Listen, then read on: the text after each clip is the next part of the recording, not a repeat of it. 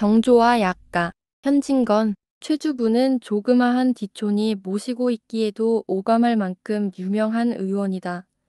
읍내 김참관 댁손부가 산후증으로 가슴이 치밀어서 금일금일 운명할 것을 단 약세 첩에 돌린 것도 신통한 일이언니와 더구나 조보국댁 젊은 영감님이 속병으로 해포를 고생하여 경양의 명의는 다 불러보았으되 그래도 효험이 안 나니까 그 숱한 돈을 들여가며 서울에 올라가 병원인가 한 데에서 여러 달포를 몸져 누워 치료를 받았으되 필경에는 앙상하게 뼈만 남아 돌아오게 된 것을 이 최주부의 약 2개 먹고 근치가 된 것도 신기한 이야깃거리다. 이 촌에서 저 촌으로 그야말로 궁둥이 붙일 겨를도 없이 불러다니고 심지어 서울 출입까지 향다반이었다.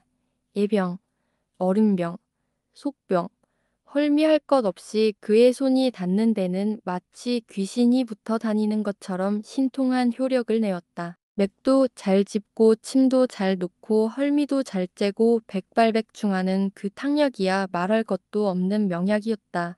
나무하다가 낫에 베인 손가락, 모승기 하다가 거마리한테 물리고 그대로 발이 짓물러서 썩어 들어가는데도 그의 고약 한 장이면 시슨 드신 아았다. 광난을 만난 금방 수족이 차고 맥이 얼어붙은 것도 그의 침 한 대면은 당장에 돌린다. 그 중에도 아낙네 사이에 더더욱 평판이 좋았다.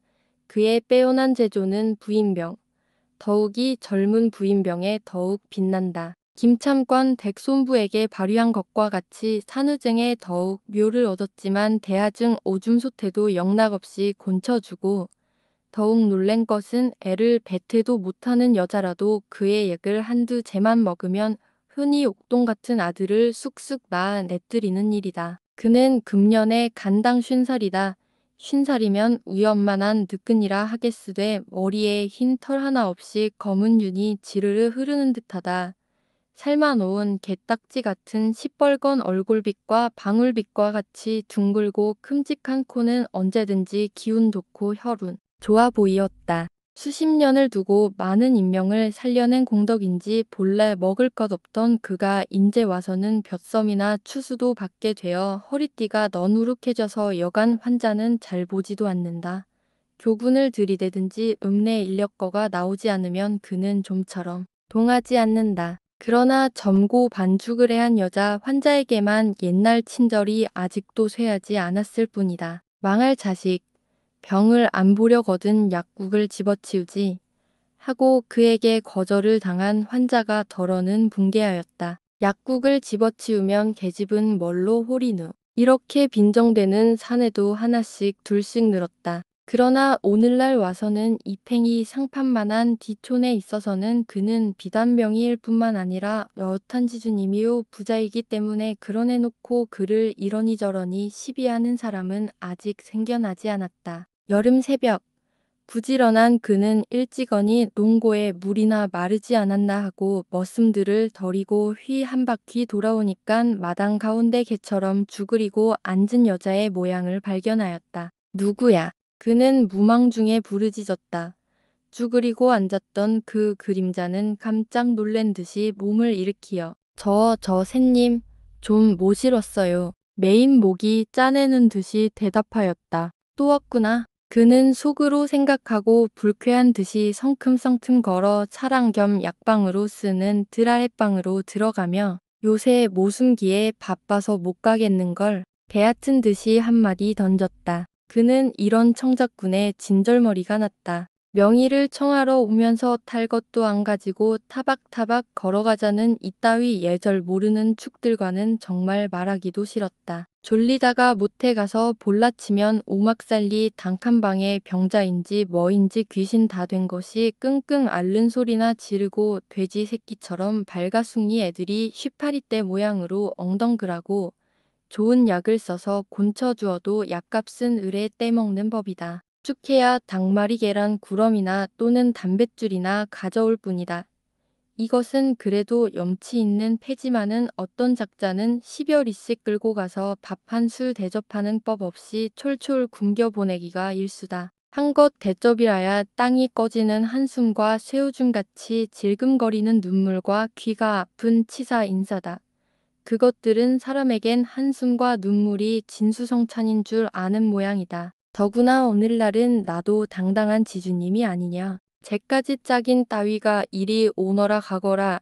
건방지기도 분수가 있지 않느냐. 저희들 주제에 여기 다 뭐냐? 개발의 다갈이지. 그는 이런 청작꾼을 만날 때마다 속으로 이렇게 중얼거리고 재물에 욕지기가 났다. 오늘 식전 곡두에 들어닥친 이 여자도 그런 따위 환잣집 사람인 것은 얼른 보고도 깨달을 수 있었다. 제 방에 들어온 뒤에도 그는 불쾌한 감정을 걷잡을 수 없었다.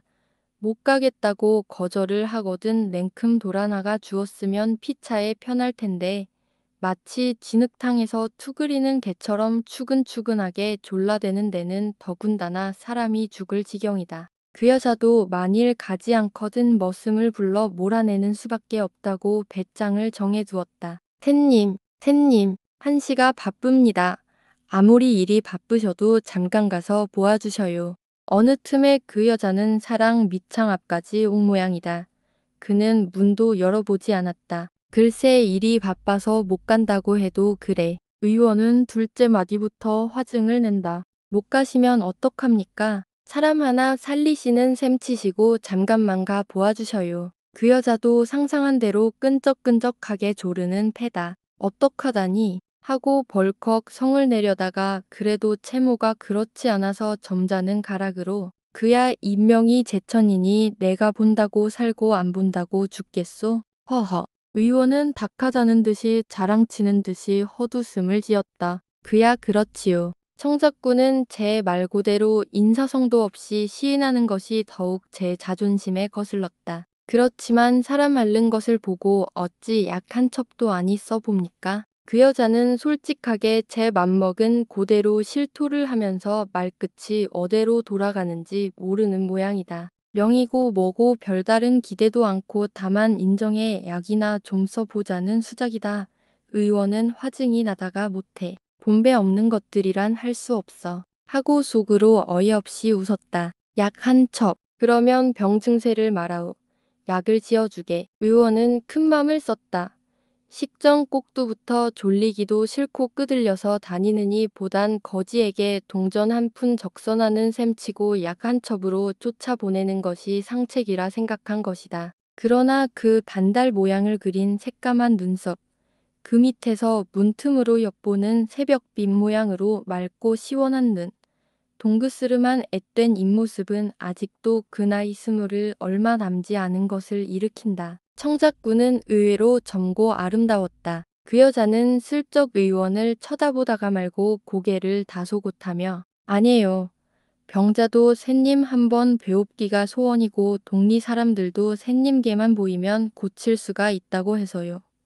대상 없어도 모시고 가야 돼요. 조금도 꾸밀 데 없는 말씨건만 그 목청은 어디까지 곱고 보드러운 것을 새삼스럽게 느끼었다. 최주부는 어여쁜 청작꾼의 위아래를 훑어보며 대관절 집이 어데요. 왜 그 동리를 모르셔요? 예서 한 10리 안팎밖에 안 돼요. 집을 묻는 것이 가겠다는 뜻인 줄 알고는 청작꾼의 얼굴에는 기쁜 빛이 살짝 돌았다. 10리 안팎. 이 여름에 가찹지 않은 길인데 하고도 의원의 눈 가장자리는 스르르 풀렸다. 그래 밤을 도와왔어요. 낮에 가시자면 더우실 듯해서요. 하고 어쁜 여자 눈은 안심한 듯이 해죽이 웃는다. 너무도 생각하십니다. 하려다가 한번 직가를 빼놓으라고. 암만 해도 너무 먼걸. 하고 의원은 입맛을 접접 다시면서도 그의 눈치는 창작꾼의 헤어진 광당포 적삼 속으로 군데군데 드러난 흰사 위를 헤매었다. 그 여자는 그 눈길을 느끼자 두 손으로 부끄러운 듯이 제 가슴을 여미며 의원의 눈치를 지레짐작하고 약값은 세상 없이도 해드리겠습니다. 자배기도 한 개 남았고 농짝도 하나 있답니다. 그걸 다 팔아서라도 약값은 만들어 드릴게요. 하고 그 맑은 눈이 스르르 흐려지며 금방에 눈물이 걸신걸신해진다. 원천만에 무슨 약값 때문에 그럼 좌우간 가보지요. 대관절 얄른 이는 누구요? 배아범이야요. 하고 그 여자는 괴었던 눈물을 그에 떨어뜨리고 말았다. 언제부터 알았소? 흉년 들던 재작년 겨울부터 시름스림 알았답니다. 금년봄 들고는 아주 몸져 누웠어요. 그건 안 되지요. 하고 의원은 눈을 크게 떠보았다. 여기서 그 동리를 가려면 고개를 한 넘지요. 한 오리 장정이나 사람의 그림자도 없지 않소. 그래요. 밤에 올 적에도 행여 호랑이나 만날까 보아 가슴이 조마조마했답니다. 하고 그 여자는 어린애처럼 웃는다. 의원은 부산하게 세수를 하고 망건을 쓰고 몇 가지 약을 주섬주섬 집어넣은 후 처음보다는 아주 딴판으로 선선히 길을 떠났다. 훤한 광명에 쫓기고 엷어지면서도 실랑개는 새벽녘의 꿈길처럼 아직도 산허리와 논두렁에서 어리더리 쫀다. 파랗게 깔린 모와 뿌유스름한 농고 사이에 움직이는 흰 점은 새벽에 일어난 농꾼들이리라. 처음 눈든 새들이 갖은 노래를 종알거릴 제 엄매 하고 어미 찾는 송아지 울음이 무겁게 들려온다. 느리고도 바쁘고 종용하고도 시끄러운 농촌의 첫 아침. 집신이 푹푹 젖는 논두렁지를 걸어온 지 한참 만에 그들은 엠고개에 기슭에 다다랐다. 오른편으로 소나무와 잠복이 공성다 못한 석산을 끼고 올라가노라면 왼편으로 그리 까풀막지지 않은 낭떠러지의 요울물이 발 아래서 소리치고 버근하게 덮인 풀 사이에 신랄 같은 흰 길이 꼬불꼬불 원을 그리며 뺑뺑이를 돈다. 청작꾼은 앞서고 의원은 뒤를 따랐다. 고개를 두어 모롱이 돌았을 제 일찍 드는 여름 해는 어느 틈에 그 불덩이 같은 얼굴을 나타내었다. 뜨거운 볕살은 축축하고 시원한 그림자를 휘몰아 쫓으며 우겨진 가지와 잎새의 푸른 바탕에 영롱한 광선을 그린다. 풀끝에 맺힌 이슬들은 얼마 안 해스러질 제 운명의 마지막 광채를 바라는 것처럼 은가루같이 번쩍인다. 짧은 밤 사이에 가까스로 몸을 식힌 길바닥은 벌써 훈훈하게 달기 시작한다. 최주부의 눈은 아까부터 앞서가는 이의 잔등에 땀이 배인 것을 놓치지 않았다. 땀이 여러 번 결은 그 광당포 적삼은 당에 대한 아무런 저항력도 없는 것처럼 살에 착 달라붙었다. 처음에 접시만한 언저리가 주발만해지고 사발만해지고 자꾸 번져나간다. 그 둥그스름한 어깨에도 돈장만한 살구꽃이 피었다. 청작꾼의 등에 살구꽃이 피는 모양으로 의원의 가슴에는 불꽃이 이글이글 타올랐다. 숨이 턱에 닿고 발 자욱마다 이마에서 땀 한 방울씩 떨어졌다. 그러나 청작꾼은 제 등에 땀 밴 줄도 모르고 제 뒤에 누가 따라오는 것도 잊은 듯하여 뒤도 한번 돌아보지 않고 두 다리가 잽싸게 놀며 종종 걸음을 친다. 여보, 여보 아지먼네. 우리 좀 쉬어 갑시다. 사람의 그림자란 얼씬도 않는 고개를 내 모롱이나 돌았을 제 뒤선 이는 숨을 헐떡거리며 부르짖었다. 앞선 이는 그제야 잠깐 얼굴을 돌린다. 구슬 같은 단방울이 맺힌 발그레한 헐골, 뒷등 모양으로 앞섭도 착 달라붙어서 뚜렷이 드러난 가슴의 윤곽, 한 움큼에라도 쥐어질 듯한 가는 허리. 최주부는 핑핑 내어둘리는 듯이 눈을 스벅스벅하다가 그대로 풀밭에 주저앉았다. 환자의 아내는 민망한 듯이, 딱한 듯이 서성서성할 뿐, 덥지 않아요? 이리야 좀 쉬시우. 하고 여전히 그 붉은기 도는 눈을 스벅스벅하면서 커다란 줄부채를 펄을 붙이다가 갑자기 제 앉은 자리가 바로 길가요 햇살이 너무 부신 것을 깨닫자 깔았던 고의 뒤를 툭툭 털고 여긴 볕이 드는군 하면서 그늘을 찾는 핑계로 상기슭 풀밭으로 휘적휘적 기어올랐다. 사람 발자국이 별로 발지 않은 풀밭은 아름다웠다. 파란 쿠션을 깔아놓은 듯한 잔디도 좋거니와 바위 얼굴을 덮은 담쟁이에 오불오불한 붉은 줄기 가진 병꽃풀, 좁쌀람만식한 한 수요도 없는 흰 꽃을 머리에 이고 가름가름하게 뻗은 대나물의 석죽화 뺨칠 어여쁜 페랭잎꽃, 이름은 사나우나마 가련한 파랑이꽃에 있나 달기씨개비, 노란 뿌리를 내어민 백합화들, 제각기 다른 풍정으로 사람의 눈을 이끈다. 다홍의 분홍의 자주에 연두에 희고 누르고 혹은 굵게 각지각색의 이 자연의 비단. 최주부는 앞으로 담쟁이 얽힌 바위가 가리고 뒤로는 소나무 숲이 삐욱하게 푸른 그늘을 던지는 아늑하고 포근포근한 잔디밭을 필경 발견하였다. 그는 거기 펄썩 주저앉으며 기슭 아래서 망설이는 청작꾼을 불렀다. 오, 여기가 참 시원하군. 이리 와 잠깐만 쉬어갑시다. 청작꾼은 민망한 듯이 또는 난처한 듯이 얼마쯤 주저주저하다가 필경 올라오고 말았다. 먼저 자리 잡은 이는 얼른 제 옆자리를 손으로 한번 쓰다듬어 보고 뒤에 온 손님에게 앉으란 뜻을 보이었다. 그러나 환자의 아내는 그 옆으로부터 한 간쯤 떨어져서 금방에 날아갈 듯이 쭈그리고 앉았다. 그렇다고 그 여자가 의원을 의심한다거나 못 믿어와하다는 기색이 털끝만큼이라도 있다는 것은 아니었다. 다만 갈 길이 바쁜데 1분 1초를 이러고 보내는 것이 민망한 눈치였다. 거기가 예보담 나예요. 하고 의원은 드러내놓고 부둥부둥 가까이 갔으되 본능적으로 몸을 흠칫할 뿐이요. 환자의 아내는 조금도 경계하는 빛이 없었다. 웬 땀을 그렇게 흘리오? 너무 기어한 모양이구먼. 하고 의사는 물끄러미 어여쁜 청작꾼을 쳐다보다가 벼랑간에 이런 소리를 하며 땀이나 씻어줄 듯이 오른손을 번쩍 들다가 말고 어대 맥이나 좀 짚어볼까요? 하면서 이번에는 왼손으로 그 새새끼 같은 손목을 잡아당기어 제 무릎 위에 놓았다.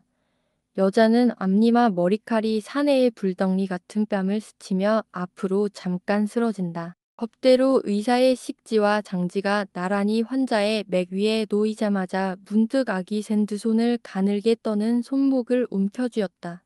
그러자 여자는 벼랑간에 독수리에 채인 새새끼 모양을 깜짝 놀라며 손을 빼려 할 겨를도 없이 소뚜껑 같은 검은 두 손은 또다시 땀에 촉촉하게 젖은 여자의 젖가슴에 구렁이처럼 휘감겼다. 그 여자의 얼굴은 어디까지 맑고 깨끗하였다. 한 군데 흐린 정도 없고 흥분된 기색도 없다. 슬퍼도 않거니와 분해도 않는다. 새파란 잎새로 새어 흐르는 햇발처럼 명랑하다. 바람기 없는 공중에 뜬 나비의 나래와 같이 종용하고 풀끝에 맺힌 이슬 모양으로 영롱하다. 꼭 아까 모양으로 앞장을 서서 다시금 종종걸음을 칠 뿐이다. 최주부가 도리어 겸연쩍었다. 조금 더 앙탈이라도 하였더면 하고 혼자 웃었다. 정조관념이란 약에 쓰려도 없고 아무한테나 몸을 맡기고도 눈꼽만한 부끄러운 맘을 모르는 것이 불쾌하였다. 이런 것들은 할 수가 없어. 하고 속으로 제법 개탄까지 하였다. 가다가 심심하면 조다 가서 손도 쥐어보고 뺨도 만져보았건만 그 여자는 그의 하는 대로 맡기고 눈썹 끝 하나 움직이지 않았다. 물결치는 대로 떠나가는 부평초와 같이 걸리면 멈추고 놓이면 또 흘러갈 뿐이다. 하늘가에 흐르는 흰구름 모양으로 모든 것이 무심하고 심상하다. 마침내 그들은 다 쓰러져가는 오막살리 삽장문 앞에 섰다. 얘가 우리 집이에요. 하고 하염없이 웃어 보인다. 의원은 제 지은 죄 미천으로 머리끝이 쭈뼛쭈뼛하는 듯하며 발 들여놓기가 서먹서먹하였다. 문득 여자의 손가락이 자네의 손목에 쇠꼬챙이 같이 박혔다. 어서 들어가셔요. 우리 아범은 꼭 곤쳐주셔야 말이지 그렇잖으면 큰일 날 줄 아셔요.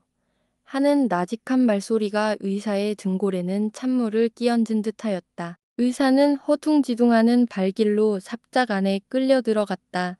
수숫대로 친담도 반 넘어 쓰러졌고 집이래야 토막인데 툭 꺼져서 나려앉으려는 지붕은 몇 해를 이지 않은 듯 명색 부엌 한 칸에 거기 앞다리 자로 방 두 칸이 형용만 남았는데 황토로 발라놓은 벽에 엉거름이 턱턱 갈라져서 덜어는 떨어지고 덜어는 주둥이를 저들고 떨어질 때를 기다린다. 대꼬챙이로 얼기설기 엮은 데에 신문지를 되는 대로 발라놓은 명색 방문을 열고 들어서니 매콤한 냄새가 첫째 코를 엄습한다. 그 다음엔 삿자리 깐 방바닥과 신문지벽에 진을 치고 있던 파리들이 윙하면서 새로 오는 사람에게로 달려든다. 또 그 다음엔 거미같이 마른 4~5살 되는 발가숭이 계집애가 앙초 자루만한 다리를 비비꼬는 듯이 쭈적쭈적거리며 엄마, 소리를 내자 대번에 삐죽삐죽 울기 시작한다. 방 아랫목엔 환자가 우통을 벗고 배 위에만 헌 누더기를 걸쳤는데 울퉁불퉁하게 드러난 뼈가 가죽 한 겹을 남겨놓고 가까스로 얽매여 있는 듯 이맛점만 불쑥 높고 뺨과 턱 언저리는 훑은 듯이 쭉 발랐는데 만일 두룩두룩하는 큼직한 눈이 없었던 듯 아무라도 해골로밖에 안 보게 되었다. 아내와 의사가 들어오는 것을 보고 상반신을 일으키려던 그 환자는 아내의 보드러운 손길에 다시 누웠다. 덧치시면 어쩌자고. 고맙네. 그 먼 델 갔다 와서. 그래 모시고 왔지? 어이구. 땀보아 개똥아 어머니 부채 찾아드려라 하고 제 어린 딸에게 명령한다. 괜찮아요. 괜찮아요. 하며 치맛꼬리로 땀을 씻고 문득 제 얼굴을 그 해골 다 된 얼굴에 문지르며 훌쩍훌쩍 운다. 왜 울어? 인재 의원님이 오셨는데 약 먹으면 나을 텐데. 환자 또한 목이 메인다. 뼈만 남은 고치꼬치 마른 남편의 손은 아내의 흐트러진 머리칼을 쓰다듬는다. 세상 없어도 나을 테야. 안 죽고 살아날 테야. 울지 말아요. 울지 말아요. 그들은 몇 번이나 이러고 서로 울며 위로하였던고. 그런데 여보셔요. 내가 조를 하고 아내는 더욱 느껴온다. 운목에 서성서성하고 있던 죄인은 그 소리에 가슴이 뜨끔하였다. 그 방울 같은 코끝에 땀이 또 한 방울 맺혔다. 여보, 죄가 무슨 죄요? 저새님을 좀 앉으시게나 하오. 아내는 말대로 선뜻 일어나 운묵으로 오더니만 제 치맛자락으로 삿자리를 훔칫훔칫한 후에 이리 좀 앉으셔요. 하여 의원을 앉히고는 다시 남편에게로 왔다. 저 샌님을 모시고 오다가 저 샌님의 말씀을 들었어요. 집에 모시고 온내야 약값 드릴 거리도 없고 당신의 병은 세상 없어도 곤쳐야 되겠고 말끝은 다시금 눈물에 흐렸다. 아까부터 바늘방석에 앉은 것 같은 최 주부는 그 말에 회오리 바람이 맨몸과 맘을 휩싸고 뒤흔드는 듯하였다. 금시로 저 해골바가지가 이를 부드득 갈고 일어서면 알카로운 칼로 제 목을 푹 지를 것 같았다. 그러나 환자의 대답은 그야말로 천만 뜻밖이었다. 자자 잘했소. 한마디 하고 그 새 새끼 같은 팔뚝으로 아내를 제 가슴에 쓸어안고 흑흑 느낀다. 최주부는 제 눈과 제 귀를 믿을 수 없었다. 세상에 기괴한 일도 있고는 볼 일이다. 이왕지사 정조를 깨뜨렸거든 그 비밀일랑 제 속 깊이 감춰둘 일이지.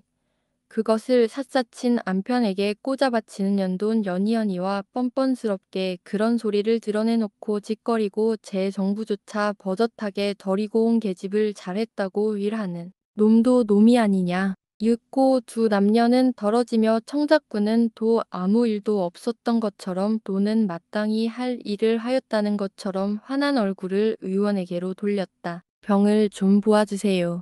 의원은 두근거리는 가슴을 간신히 진정하고 정중하게 맥도 짚어보고 병날미도 들어보았다. 재작년 한재에 붙이던 논 열마지기가 다 타버리고 추수마당에서 빗자루만 털게 된 뒤로 군기를 밥 먹듯 하였고 작년에는 그 논마저 떨어져서 농사도 못 짓고 품팔리로 그날그날을 지내노라니까 점점 병이 덧쳐서 오늘날 이 지경에 이른 것이라 한다. 그것은 갈 데 없는 부족증이다. 기혈 부족, 원기 부족에서 생긴 병이니 의원의 양심은 초제 몇 첩 가지고는 도저히 돌릴 수 없는 병임을 아르킨다. 의원은 제가 가지고 온 약재를 골라서 보온탕 세 첩을 지어주고 이 병은 매우 뿌리가 깊으니 여간 나첩으로는 낫지 않을 터인즉 감히 한 10전대 보탕 한 재는 먹어야 되겠다고 그 약을 지으려면 약재를 가져온 것이 없으며 돌아가서 지어 보내겠다고 설명해드렸다. 왕 지은 허물이니 손해는 보더라도 약 한 재쯤으로 삭쳐버리고 한시 밥기 이 괴상한 자리를 떠나려는 배짱이었다. 그러나 그렇게 풀기 없이 제 팔뚝에 쓰러졌던 그 계집은 인제 와서는 여간 아귀가 생 것이 아니다. 제 남편의 병을 곤쳐주기 전에는 한 발자국도 여기서 움직이지 못한다. 한 달이고 두 달이고 얼마든지 약을 섞으여의 병뿌리를 빼야 놓아 보낼 터이다. 약재가 없으면 적어주면 몇 차례라도 넘나들며 가져오겠다고 악지를 쓴다. 의원은 환자집 의견에 아니 복종할 수 없었다. 입맛을 쩍쩍 다시면서 쪽지를 적어주고 환자의 아내는 심리 안팎길을 한숨에 뛰어가고 뛰어왔다. 밤이 되었다. 병자와 의사가 자는 방엔 삿자리 한 잎으로 간을 막았다. 난 샌님을 모시고 잘까요? 아내는 서슴지도 않고 예사롭게 남편에게 묻는다. 참 그래. 그러구려. 개똥이는 내 옆에 갔다가 누이고 임자는 그리고 건너가구려. 남편도 제가 먼저 말할 것을 잊었다는 듯이 대찬성이다. 그 수작이 끝나기가 무섭게 아내는 실행한다. 저녁 먹던 마트 옷방에 골아 떨어진 개똥이를 환자 방으로 갖다 누이고 자기는 의원의 곁에 와서 눕는다. 이번에는 의원의 몸이 오그라붙는 듯하였다. 그날 일부러 큰 소리로 괴이한 일이로군. 아까는 내가 환장이 되어서 그랬지만 다시야 그럴 수가 있어? 병자를 두고 딴 방에 자다니 하고 제법 점잔을 빼부었다. 괜찮사와요. 괜찮사와요. 남편은 마치 손님에게 밥이나 권하는 듯이 아내와 같이 자기를 권한다. 아내도 남편의 지지 않게 손님의 사양은 귓결에도 넣지 않으려 한다. 옷까지 훌훌 벗어버리고 옆에 착 달라붙어 누우며 머리맡에 놓인 손님의 부채를 찾아 들더니 데우시지 않으셔요 하면서 훨훨 붙여준다.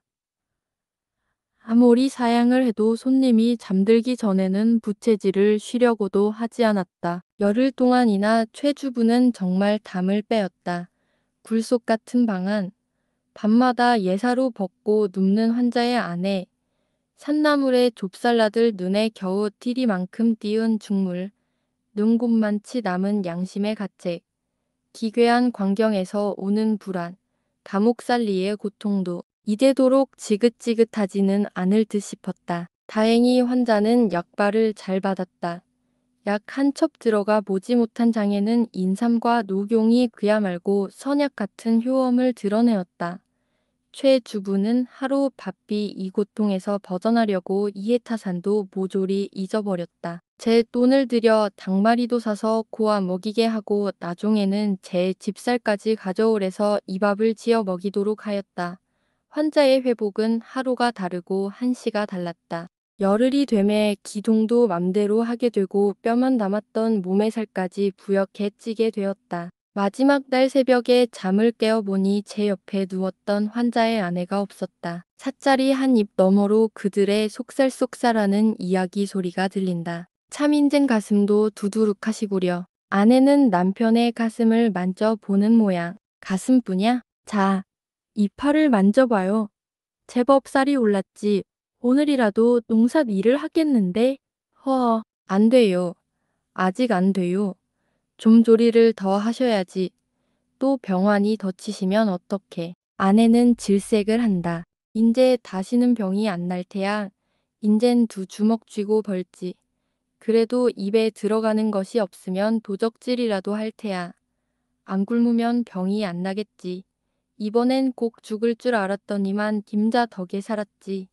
하고 잠깐 말이 끊침은 젊은 내외에 으스러지는 듯한 포옹이 있는 모양. 임자를 안고 나니 두 팔에 기운이 더 붙는 듯한데 신기한 걸 내일부터는 임자를 업고 다니면 기운이 나겠지. 나중에는 별소리를 다 하시는구려.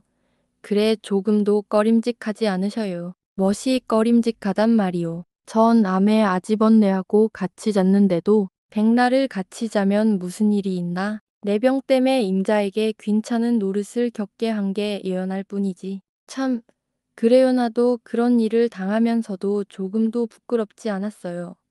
처음엔 가슴이 좀 두근거리더니만 무슨 짓을 하든지 당신 병만 놔두었으면 그뿐이라 하고 보니 마음이 고만 가라앉아요. 그럼 서로 위해서 하는 일이 부끄러울 것이 뭐람. 그들의 수작은 아침에 재깔거리는 새 모양으로 흐리고 터분한 점은 도무지 없고 어디까지 명랑하고 어디까지 상연하다. 그래도 저 방에서 샌님을 메시고 자려니까 어쩐지 가슴이 뻐근하고 슬퍼요. 그는 나도 그래 고마운 생각이 지나쳐 눈물이 나려고 하더구먼.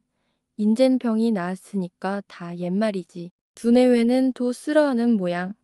그때에 개똥이가 자다가 무엇에 놀란 듯이 삐 하고 온다. 왜? 하고 애달래는 소리가 나더니 섰자리를 걷어치며 조심조심 건너온다. 그날 아침에 최 주부는 놓이게 되었다.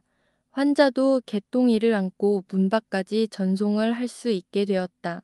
최 주부는 여남은 걸음 걸어가다가 고개를 돌이키니 두 내외는 아직도 나란히 살인문턱에 서서 자기의 가는 양을 바라보고 있었다. 때마침 그들은 떠오르는 햇발을 담뿍 안고 있었다. 의좋게 나란히 서 있는 그들의 얼굴엔 광명과 행복이 영롱하게 번쩍이는 듯하였다. 저런 것들은 정조도 모르고 질투도 모르는 모양이지. 최 주부는 눈이 부신 듯이 얼른 고개를 돌리며 혼자 중얼거렸다.